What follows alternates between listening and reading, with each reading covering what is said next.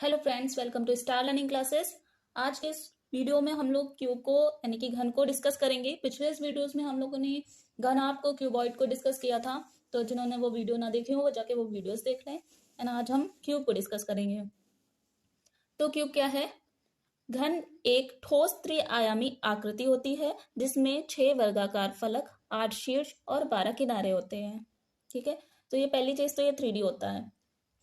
A cube is a solid three-dimensional figure which has 6 square faces, 8 vertex and 12 edges। ठीक है, यानी कि इसके जो ये आप देख रहे हो ना, ये होते हैं शीर्ष, वर्टेक्स, ये वर्टेक्स होते हैं।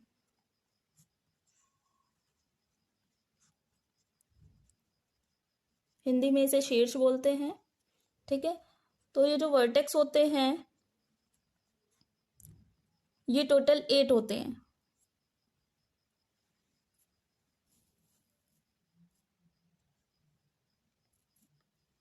ओके, एंड फिर उसके बाद 6 स्क्वायर फेसेस, जो फेसेस होते हैं वे 6 होते हैं। ठीक है, जैसे ये एरिया हो गया, ये फेसेस हो गया, ये एरिया फेसेस है, इधर ये एरिया फेसेस है, बैक का एरिया ये फेसेस है, ऊपर का एक एरिया ये फेसेस है एंड नीचे का ये फेसेस है।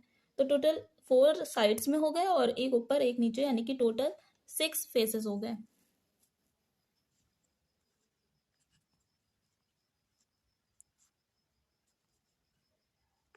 ठीक है, जिसको फलक बोलते हैं। फिर उसके बाद 12 एजेस, ये जो आप लाइन देख रहे हो, ठीक है, तो ये 4 लाइन, ये 4 लाइन ऊपर की और 4 लाइन आपके ये नीचे की।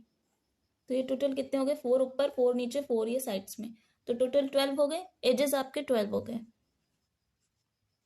जो किनारे हैं आपके वो 12 हो गए। ठीक है, फिर उसके बाद डायगोनल इनका, एक तो ये डायगोनल हो गया। ठीक है, एक आप इधर से भी ड्रॉ कर सकते हो। ठीक है, तो डायगोनल इसको विकर्ण बोलते हैं हिंदी में। इसका काम क्या होता है कि दो पार्ट्स को आपस में डिवाइड कर देता है, दो पार्ट्स को समद्विभाजित कर देता है, समान दो भागों में बांट देता है, टू पार्ट्स को इक्वली कर देता है। अगर हम किसी चीज को यहाँ से कट मारते हैं तो ये इक्वल हो गया, ये भी इक्वल हो गया, दोनों पार्ट्स अलग अलग हो गए बट इक्वल हो गए। ठीक है, तो ये लाइन डायगोनल हो गई, विकर्ण हो गया। उसके बाद इतना समझाने के बाद अब हम फॉर्मूले देख लेते हैं। घन का आयतन, वॉल्यूम ऑफ क्यूब, भुजा का क्यूब, ठीक है, साइड का क्यूब। एक चीज यहाँ पे जो साइड होती है इसको हमने ए लेट किया है। ठीक है, माना घन की भुजा ए है, ए। जो क्यूब में जितनी भी आपकी साइड्स होंगी सारी ही इक्वल होंगी। क्वेश्चन में अगर साइड आपकी एक 5 दी हुई है तो सारी साइड्स आपकी 5 ही होंगी। अगर 4 दिया तो सारी साइड्स 4 होंगी। ठीक है, तो वॉल्यूम ऑफ क्यूब, साइड का क्यूब। फिर घन का विकर्ण, डायगोनल ऑफ क्यूब, √3 इंटू भुजा, √3 इंटू साइड। फिर घन का संपूर्ण पृष्ठ का क्षेत्रफल, total surface area of cube, 6 into भुजा का स्क्वायर। ठीक है, यहाँ पर टोटल सरफेस एरिया का आ गया इसलिए 6 फेसेस का पूरा ले लिया है। ठीक है, और साइड का स्क्वायर। फिर घन का पार्श्व पृष्ठीय क्षेत्रफल, घन का पार्श्व पृष्ठीय क्षेत्रफल, lateral faces area on cube, 4 into भुजा का स्क्वायर।